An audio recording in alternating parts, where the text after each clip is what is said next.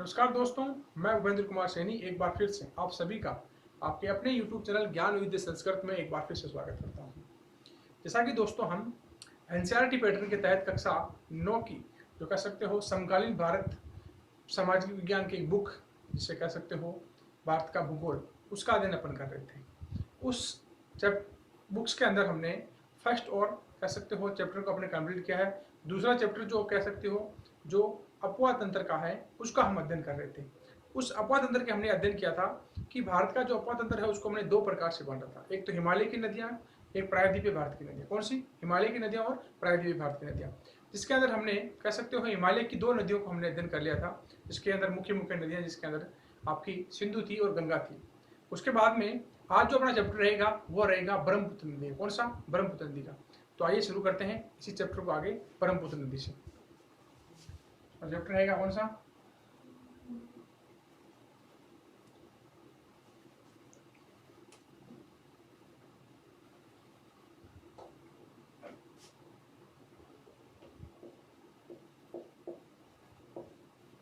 अपवाह तंत्र वाला। ठीक है। और अपन पढ़ेंगे कौन सी? ब्रह्मपुत्र नदी।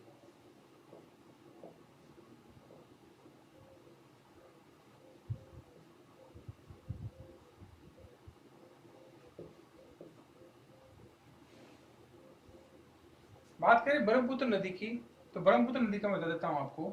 एक बार इंडिया का मैप बना बताता हूँ आपको किस प्रकार से इसका ओरिजिन है।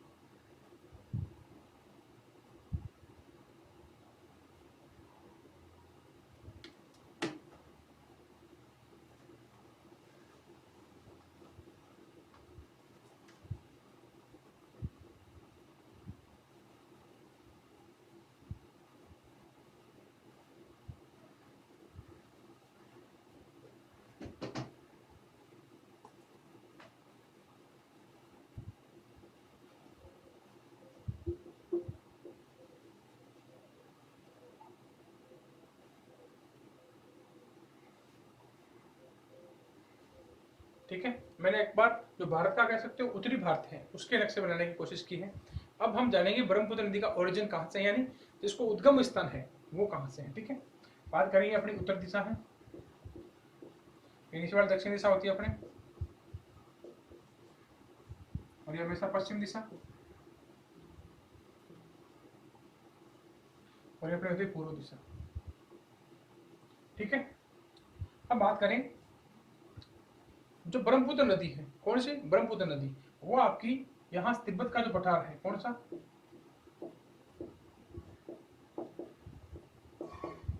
तिब्बत के पठार में पास में यहाँ पर एक कह सकते हो जो हिमालय की पर्वत श्रृंखलाएं, हिमालय की पर्वत श्रृंखलाओं के अंदर एक है मानसरोवर झील। कौन सी? मानसरोवर झील है। वहां से कह सकते हो इसका उद्गम होता है और ये तिब्बत में बहती हुई भारत में जब प्रवेश करती है तो एक यू आकृति का निर्माण करती है। किसका? यू आकृति का। और फिर भारत में इस प्रकार से यहाँ से यू आकृति का निर्माण करती है, फिर भारत में यहाँ से प्रवेश करती है, और यहाँ से प्रवेश करती हुई यहाँ पर कह सकते हो असम के अंदर बहती हुई फिर बांग्लादेश के अंदर भी जाती है। किसके अंदर? बांग्लादेश के अंदर। इस प्रकार से इसका ओरिजिन है। ठीक है। यानी ये मानसरोवर स्थान है। कौन सा? मानसरोवर झील।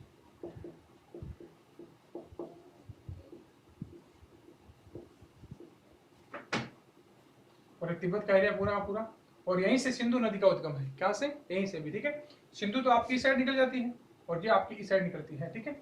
और यहाँ इस तिब्बत के एरिया में इसे सांगपो कहते हैं। क्या कहते हैं? सांगपो, ठीक है। ध्यान रखना, यहाँ पर इसको सांगपो कहते हैं। और जो ही ये आपकी कहाँ, अरुणाचल प्रदेश में, कहाँ पर? यहाँ पर, ये अरुणाचल प्रदेश है, ये आपका अरुणाचल प्रदेश है, अरुणाचल प्रदेश।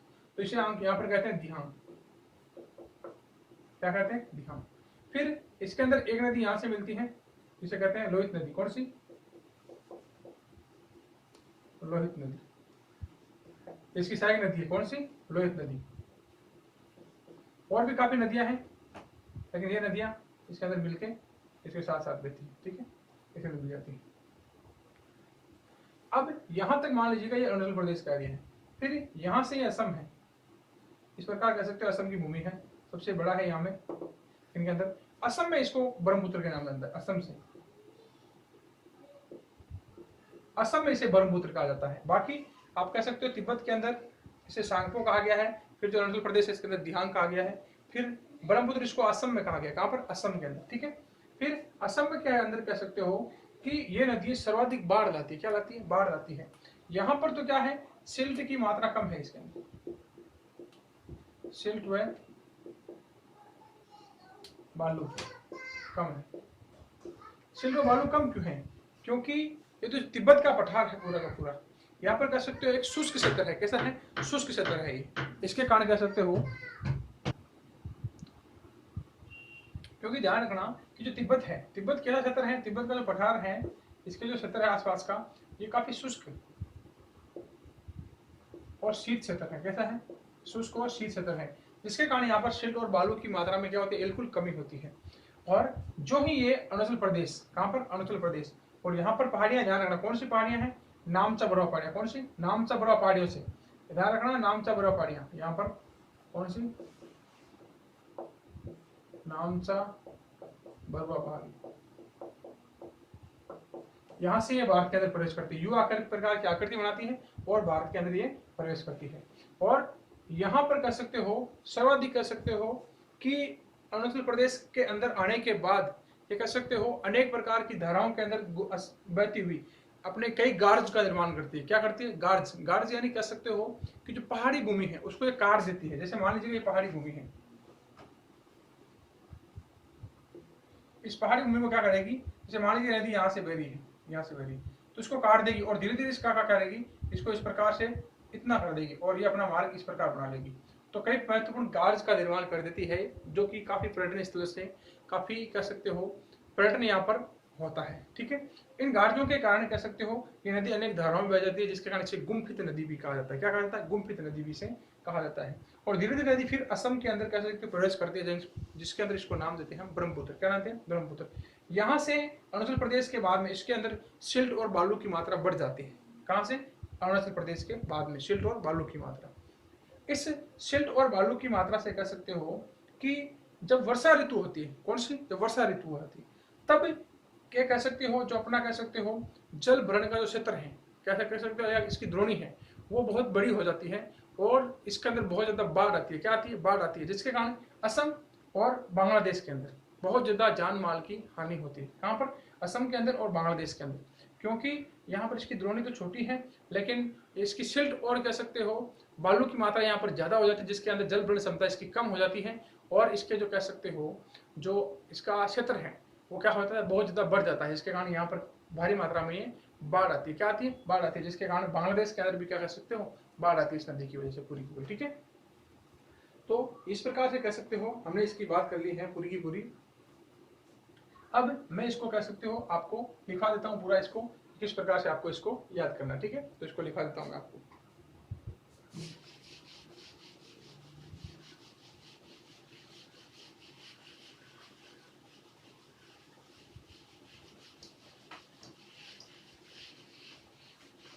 तो लिखना शुरू कीजिएगा आप, किस प्रकार इसको लिखना है।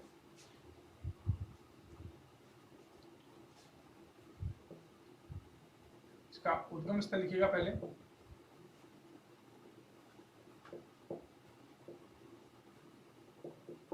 उद्गम स्थल,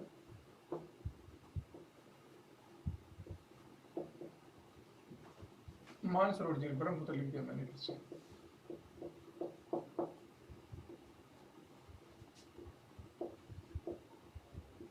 मानसरोवर झील तिब्बत,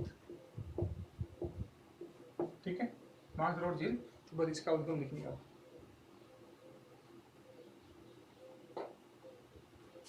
अगली विशेषता इसकी लिखेंगे, हिमालय के समांतर बहती है।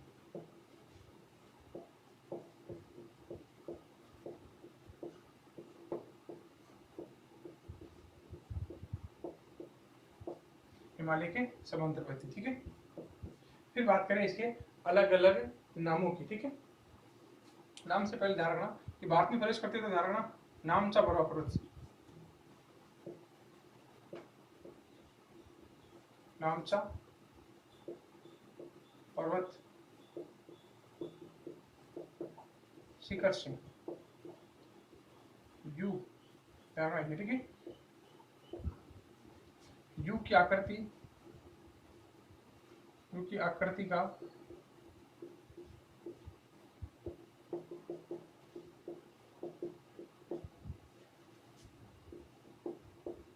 निर्माण करती हुई,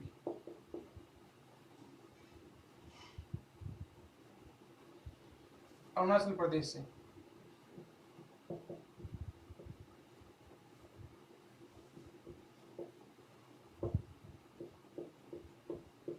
अरुणाचल प्रदेश से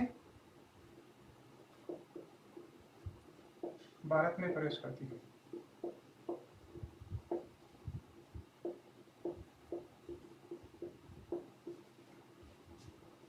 ठीक है।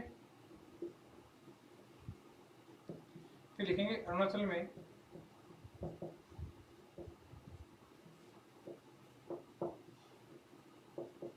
इसे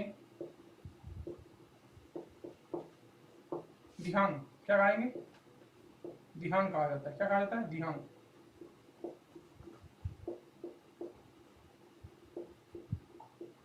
ठीक है। अरुणाचल में इसे दिहांग कहा जाता है। क्या कहा जाता है, दिहांग, ठीक है, ध्यान रखना। अब इसकी साइड नदियां,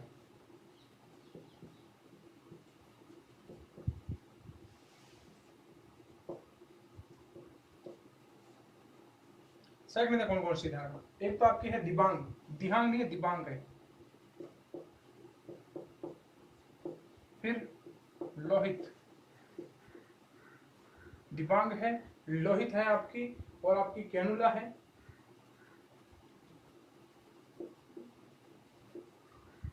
कैनुला, ठीक है। ये तीन प्रकार की नदियां हैं जो इसके अंदर कह सकते हो सहायक भूमिका निभाती हैं, ठीक है। फिर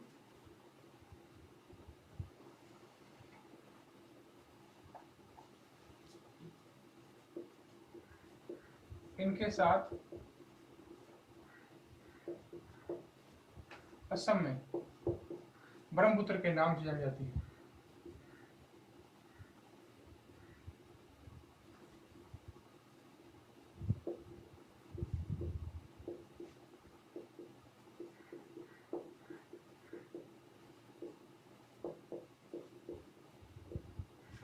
ठीक है। असम के अंदर क्या है, इसका जो नाम आता है वो ब्रह्मपुत्र नाम आता है।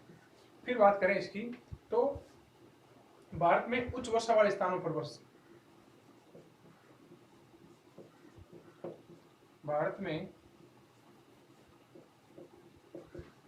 उच्च वर्षा वाले स्थानों पर, ये थोड़ा अलग ध्यान रखना, ठीक है, इंपॉर्टेंट है, ध्यान रखना। क्योंकि कई बार ये होता है कि ब्रह्मपुत्र नदी को भारत में ब्रह्मपुत्र किस राज्य के अंदर नाम दिया जाता है, ठीक है। तो असम के अंदर, अरुणाचल प्रदेश के अंदर तो अलग ध्यान रखना, कहाँ क्या कहते हैं, दिहांग कहते हैं, ठीक है। भारत में जो उच्च वर्षा वाले स्थान है वहां पर ध्यान रखना कि जल की मात्रा इसके अंदर बढ़ जाती है,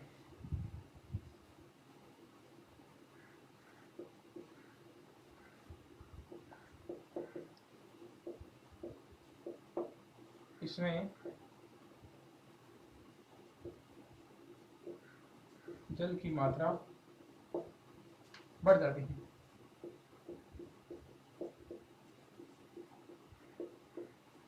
ठीक है। जिससे इसके अंदर क्या आती है, बाढ़ आती है, क्या आती है, बाढ़ आती है, और ये काफी नुकसान पहुंचाती है, ठीक है।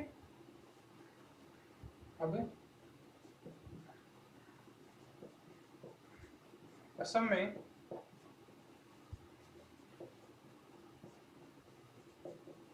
अनेक धाराओं में गुम्फित नदी के रूप में बहती है।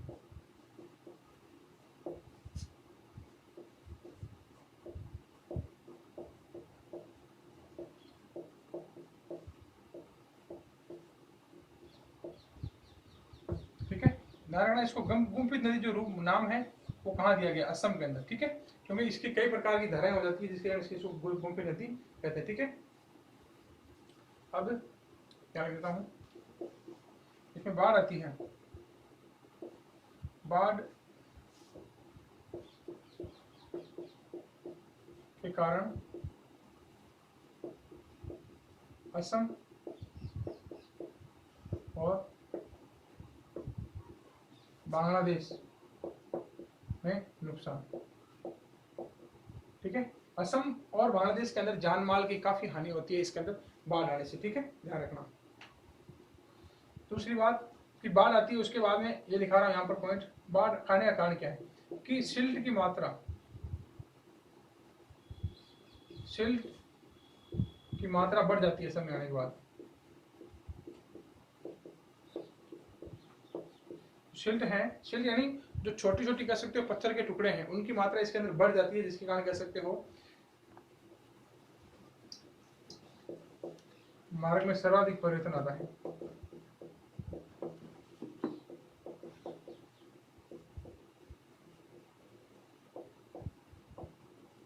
सर्वाधिक बदलाव आता है, जिसके कारण भी कह सकते हो ये नदी काफी कह सकते हो अलग अलग धाराओं के अंदर बहने लगती है और इसके अंदर बहुत ज्यादा क्या आती है, बाढ़ आती है। ठीक है, तो ये आपकी कौन सी थी, ब्रह्मपुत्र नदी, जिसको मैंने आपको पूरा का पूरा एक बार तो मैप पे बनाया है, फिर आपको इस प्रकार लिखा है अभी एक, तो आप इसको इस प्रकार से याद करेंगे। ठीक है, और एक इंपॉर्टेंट चीज ध्यान रखना इसकी नदी की कि ये नदी जब कह सकते हो, इसको एक बार मिटा देता हूँ,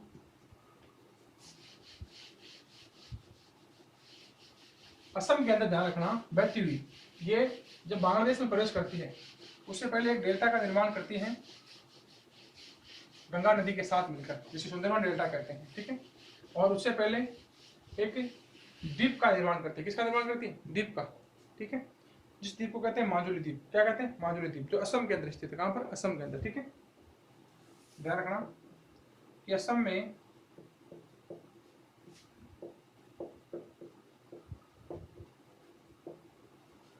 माजुली द्वीप, ठीक है, जो नदीय द्वीप है, मध्य द्वीप है, और कहते हैं कि विश्व का सबसे बड़ा नदीय द्वीप है, विश्व का सबसे बड़ा नदीय द्वीप। ठीक है, नदी द्वीप कैसे, द्वीप भी अलग अलग प्रकार के होते हैं। एक तो मान लीजिएगा महासागर के अंदर स्थित है, वो अलग द्वीप है, लेकिन ये सबसे बड़ा नदीय द्वीप है। क्या है, नदीय द्वीप। और सुंदरवन डेल्टा का निर्माण करती है जहाँ पर सुंदरी के वृक्ष पाए जाते हैं। और मैंने आपको बताया दिए थे कि इसके अलग अलग नाम थे, कहाँ कहाँ पे क्या क्या नाम थे, वो वापस दिखा देता हूँ। ठीक है, इसके नाम है, ठीक है, कहाँ कहाँ पे। ठीक है, एक तो तिब्बत में, तिब्बत में, तिब्बत में इसका नाम देते हैं क्या, सांगपो, सांगपो। फिर तिब्बत से निकली कहाँ आई, अरुणाचल प्रदेश के अंदर।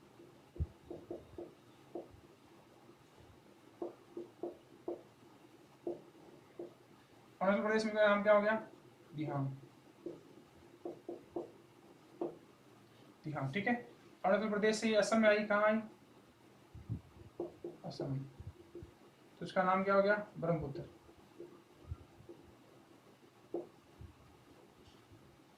ब्रह्मपुत्र। ठीक है, फिर असम से ये बांग्लादेश पहुंच गई, बांग्लादेश में इसका नाम क्या हो गया, जमुना। ठीक है, इस प्रकार इसके नाम चेंज होते रहते हैं। ठीक है, और फिर ये बात कह सकते हो जमुना होने के बाद गंगा के अंदर मिलकर ये मेघना के नाम से जान देते हैं। किस नाम से, मेघना के नाम से। ठीक है, तो इस प्रकार भी आप इसको ध्यान में रखेंगे। ठीक है, तो ये आपकी थी कौन सी, ब्रह्मपुत्र नदी। इसके बाद में अध्ययन करेंगे अपन दूसरी नदी की। ठीक है, तो ये कह सकते हो जो आपकी प्रमुख नदियां थी, जो हिमालय पर्वत श्रृंखला की नदियां थी, वो पूरी हो गई। कौन कौन सी नदियां थी, तीन प्रमुख नदियां थी, सिंधु थी, गंगा थी और ब्रह्मपुत्र थी। अब हम अध्ययन करेंगे जो भारत की प्रायद्वीपीय नदियां हैं, उनका अध्ययन अपन करेंगे। ठीक है, अब हम अध्ययन करेंगे प्रायद्वीपीय भारत की जो नदियां हैं, ठीक है, कौन सी?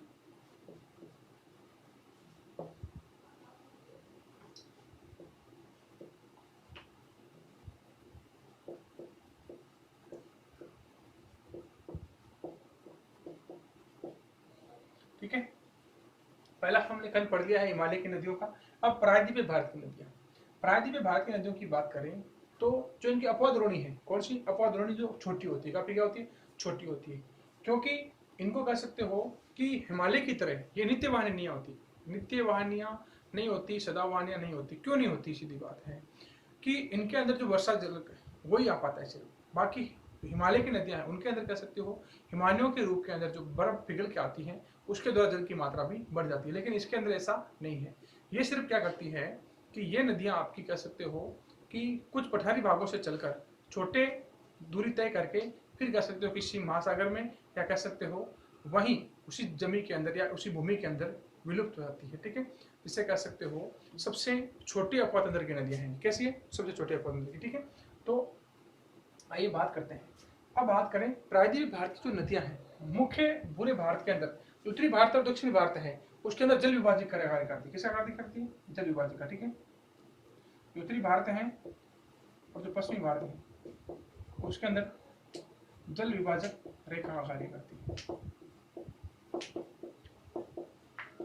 वैसे जल विभाजक रेखाएं अलग अलग हो सकती है, अलग अलग स्थानों पर, अलग अलग राज्यों की अलग अलग हो सकती है। ठीक है, लेकिन यहाँ पर ध्यान रखना, इस प्रकार से हमने वजन किया है कि एक तो उत्तरी भारत की होगी इसके अंदर हिमालय की नदियां होगी लगभग, और ये प्रायद्वीपीय पठार की नदियां। ठीक है, इसकी हमने बात कर रहे हैं। ठीक है, जल विभाजक रेखा का ये कार्य करती है। कौन सी? प्रायद्वीपीय भारत की नदियां। ठीक है, अब बात करें कि ये जो नदियां हैं वो कह सकते हो ज्यादातर अधिकतर नदियां पश्चिमी घाट से बहती है, पश्चिमी घाट से।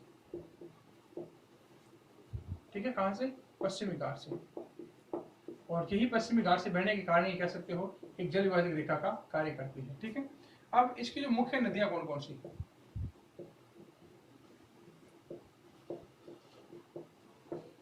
मुख्य नदियां। ठीक है, मुख्य नदियों की बात करें तो इसके अंदर हम दो प्रकार की नदियां पढ़ेंगे, क्योंकि पश्चिमी घाट इंपॉर्टेंट रोल रहेगा आपको। कौन सा? पश्चिमी घाट। मुख्य जल विभाजक रेखा का कार्य भी कौन करेगा? पश्चिमी घाट ही करेगा।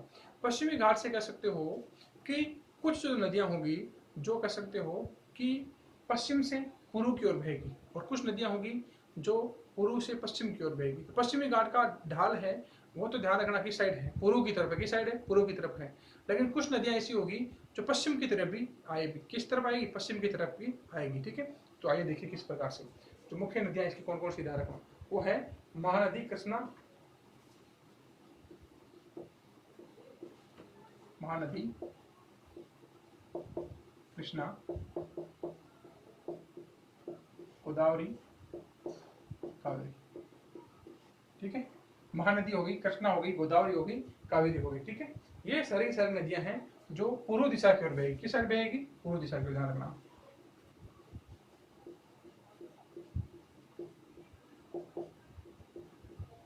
पूर्व दिशा में इनका बहाव होगा।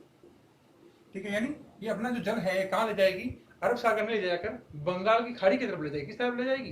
बंगाल की खाड़ी की तरफ। ठीक है, अब ध्यान करना कि दो नदियां हैं कह सकते हो जो मुख्यतः पूर्व दिशा की ओर ले जाएगी। किस ओर? पूर्व दिशा की ओर। लेकिन ठीक है, उनके अंदर अंतर रहेगा।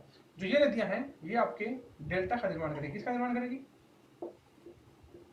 डेल्टा का निर्माण करेगी।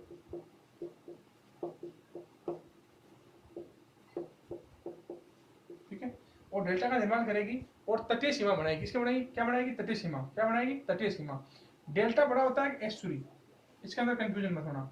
हमेशा डेल्टा बड़ा होगा क्योंकि एस्चुरी हमेशा सीधे तीव्र ढाल से गुजरेगी। किससे गुजरेगी? तीव्र ढाल से, और छोटा स्थान तय करेगी। क्या करेगी? छोटा स्थान तय करेगी। लेकिन ये डेल्टा का निर्माण करेगी। किसका निर्माण करेगी? डेल्टा का। ठीक है, महानदी का डेल्टा है, गोदावरी का डेल्टा आप पढ़ेंगे कई प्रकार से। ठीक है, इन डेल्टाओं के अंदर कई प्रकार की कह सकते हो झीलें भी स्थित होगी आपकी, जैसे कोलेरू झील है आपकी, आपकी कोलेरू है आपकी, और कौन सी है?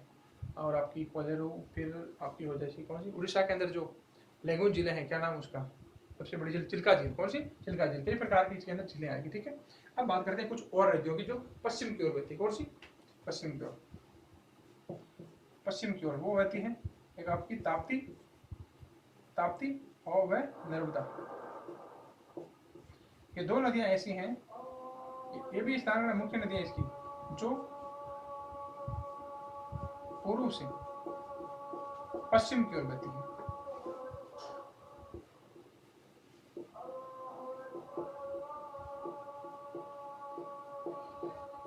पूर्व से पश्चिम की ओर बहती, ध्यान रखना। किस साइड से किस साइड बहेगी? पूर्व से पश्चिम की ओर। और ये किसका निर्माण करेगी? ध्यान रखना, या ज्वारमुद्र कह सकते हो या एस्चुरी कह सकते हो।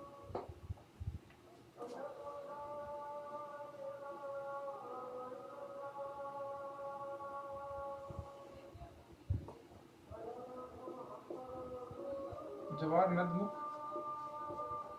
इसे एस्चुरी भी कहते हैं। क्या कहते हैं? एस्चुरी का निर्माण करती है।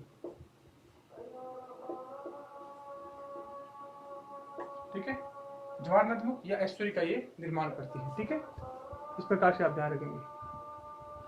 अब बात करते हैं कि जो इनकी अपवाद द्रोणियां हैं, क्या है अपवाद द्रोणियां?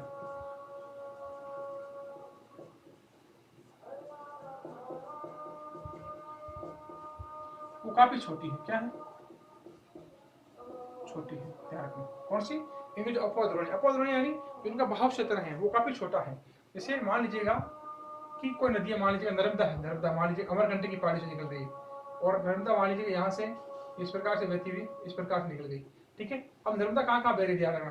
अब नर्मदा मान लीजिएगा आपके ये निकली आपके मान लीजिएगा मध्य प्रदेश, या मान लीजिए कहीं से कहीं पर भी निकलेगी। मान लीजिएगा ये महाराष्ट्र से होकर जा रही है, गुजरात से जा रही है। ठीक है, महाराष्ट्र गुजरात यहाँ पे मान लीजिएगा महाराष्ट्र गुजरात के बॉर्डर तक चाहिए आपको। ठीक है, तो जो इसका जहां तक ये बह रही है, मान लीजिए ये एक धारा यहाँ पर भी बह रही, छोटी यहाँ पर बह रही, तो इसका जो पूरा का पूरा ये एरिया है ये क्या कहलाएगा? आपका द्रोणी कहलाएगा। कहलाएगा द्रोणी कहलाएगा। और मैंने पीछे भी बात की है अपवाद अंदर इसका यहाँ से यहाँ तक का, और द्रोणी यहाँ तक ये जल अपना बिखेर रही है या डाल रही है यहाँ पर। ठीक है, इसको क्या कहेंगे? अपन द्रोणी कहेंगे। क्या कहेंगे? द्रोणी। ठीक है, तो इनकी जो द्रोणियां हैं वो काफी छोटी हैं, क्योंकि जो पठारी भाग है उनके अंदर ढाल काफी कम होता है। क्या होता है? ढाल है जो काफी कम होता है। और इनका ढाल भी किस ओर है? ध्यान रखना, इनका जो पठारी भाग है उसका ढाल भी आप कह सकते हो जो मुख्यतः पश्चिमी घाट है। कौन सा? पश्चिमी घाट। इसका ढाल भी किस ओर है? पूर्व की ओर है। किस ओर है? तो ढाल है पूर्व की ओर है। ढाल पूर्व की ओर है, जिसके कारण कह सकते हो इनको काफी लंबी दूरी तय करनी होगी। लंबी दूरी तय करने के कारण कह सकते हो बीच के अंदर ही ये लुप्त हो जाती है। नदियां क्या हो जाती है? लुप्त हो जाती है। और कई नदियां कह सकते हो अन्य नदियों के अंदर मिल जाती हैं और आपकी बंगाल की खाड़ी तक पहुंच जाती है। ठीक है, और कई प्रकार से कह सकते हो ये लैंगून झीलों का निर्माण करती हैं। इसके अंदर आप चिल्का झील है, कोलेरू झील है, आपकी कई प्रकार की झीलें आती है। ठीक है, और ये नदी आपकी महानदी कृष्णा गोदावरी ये तो आपकी कह सकते हो पूर्व दिशा की ओर बनती है, और ताप्ती और नर्मदा ये आपकी इस साइड बहती है। ठीक है, फिर ध्यान रखना कि ताप्ती और नर्मदा नदी है दोनों समांतर बहती है। नदियां क्या बहती है? दोनों समांतर बहती है। ठीक है, जो मध्य की पहाड़ियां सतपुड़ा की पहाड़ियां हैं, एक आपकी सतपुड़ा की पहाड़ियां, एक विंध्याचल की पहाड़ियां, यहाँ से कह सकते हो बीच से होकर गुजरती है। और नर्मदा नदी को मुख्यतः नर्मदा नदी को क्या कहा जाता है कि जल विभाजक रेखा के रूप में कहा जाता है। किसके रूप में? जल विभाजक रेखा के रूप में। किसको? नर्मदा नदी को। ध्यान रखना, कई बार क्वेश्चन पूछा जाता है नर्मदा नदी जल विभाजक रेखा के रूप में भी कार्य करती है। ठीक है, तो ये आपकी कौन सी थी? प्रायद्वीपीय भारत की नदियां। कौन सी? प्रायद्वीपीय भारत की नदी, जिसके अंदर हमने बात करती कि पश्चिमी घाट है वो जल विभाजक रेखा के रूप में कार्य करता है। किसको? पश्चिमी घाट। ठीक है, मुख्य नदियां कौन कौन सी? पूर्व दिशा के अंदर बहने वाली महानदी कृष्णा गोदावरी और कावेरी। पश्चिम दिशा के अंदर बहने वाली कौन सी? ताप्ती और नर्मदा पूर्व से पश्चिम की ओर बहती है। ठीक है, अपवाद द्रोणियां छोटी होती है। और ज्वार नदमुख का निर्माण कौन सी करती है? तो पूर्व से पश्चिम की ओर बहती है। ठीक है, क्योंकि ढाल इनका तीव्र है। फिर पूर्व की दिशा में बहती हुई डेल्टा का निर्माण कौन सी करती है? क्योंकि महानदी कृष्णा और गोदावरी क्यों क्यों करती है? ध्यान रखना, ये इंपॉर्टेंट कारण है। क्योंकि डेल्टा का निर्माण इसलिए करती है कि यहाँ पर ढाल है जो कम है, जिसके कारण कह सकते हो ढाल कम होने के कारण कह सकते हो अवसाद वहीं जमा हो जाता है और अपने डेल्टा का निर्माण कर देती है। ठीक है, तो इस प्रकार से कह सकते हो ये अपनी प्रायद्वीपीय भारत की कह सकते हो कुछ नदियों का हमने परिचय देखा है। इसके बाद में अपन शुरू करेंगे एक एक नदी को पढ़ना। ठीक है, ध्यान रखना, एक एक नदी को पढ़ेंगे, महानदी को, कृष्णा को, गोदावरी, किस प्रकार इनका नाम है, क्या इनकी मुख्य विशेषता है, इसकी बात करेंगे। ठीक है, तो दोस्तों आपको ये वीडियो अच्छा लगे तो वीडियो को ज़्यादा से ज़्यादा आप लाइक कीजिएगा, ज़्यादा से ज़्यादा शेयर कीजिएगा। किसी प्रकार की कोई क्वेरी हो तो कमेंट बॉक्स में आप अवश्य लिखिए। धन्यवाद दोस्तों।